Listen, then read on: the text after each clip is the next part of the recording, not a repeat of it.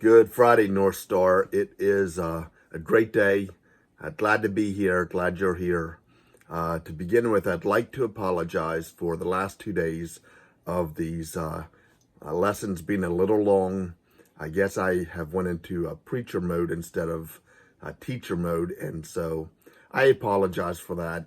And if for some of you, you're looking for a quick, pick me up, and they ended up being, very long. So with that, I want to move on today so we don't get long again today. We're in James chapter 3, and we're going to start in verse 1. Let's just get right to the text.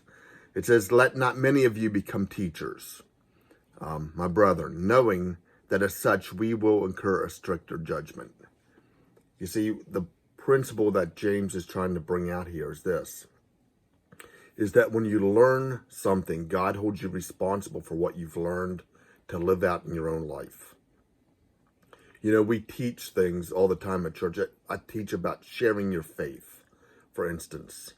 And if I only taught it and I didn't do it, that would make me a hypocrite. And so not only are people watching, but God is watching what we do with the knowledge that we have. And so if you've been in the church for a long time and you have all this head knowledge and yet you're not living it out in your practical lives, that doesn't please the Lord. And so the warning here is, listen, it's better for you not to know than to know, not do. You're actually worse off than not knowing. Let me say that again. It's better for you have never to learned and never to heard than to hear and reject or not live out the truth that God has given to us.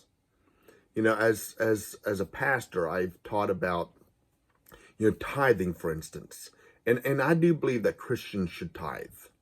I believe it's not only biblical, but it is actually a benefit to us.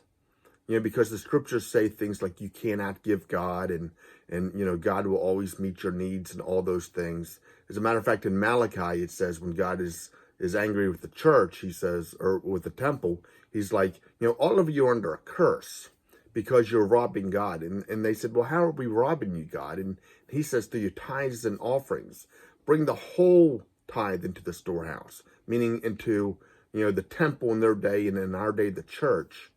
And God says, and if you'll do that, he says, not only will I stop the devourer from devouring your assets, but I will also bless you and pour out a blessing on you that you can't contain.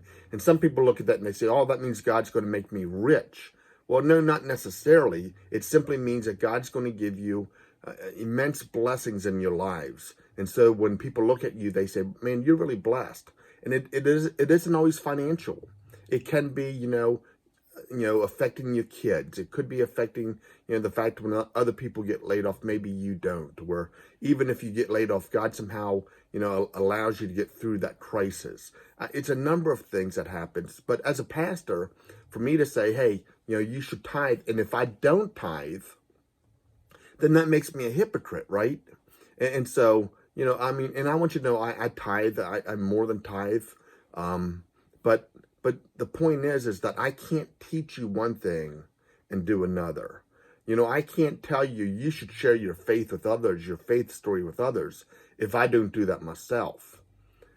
I can't tell you, you should have a daily devotion time with God if I don't have one myself. And so what he's saying is that many of you should not become teachers, knowing that as such you will incur a stricter judgment. He's saying that you need to do what you teach others.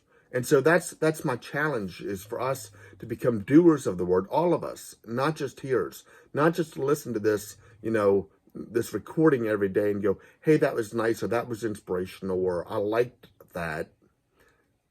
I want you to do what the word of God is telling us to do. He goes on to say, for we all stumble in many ways. If anyone does not stumble in what he says, he is a perfect man.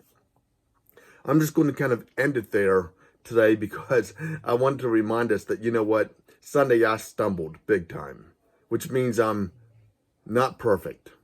And none of us are perfect. We all make mistakes. Here's the challenge I want as we wrap up. I'd like you to call 5 people this weekend And I'd like to encourage them, ask them, hey, is there anything I can pray for?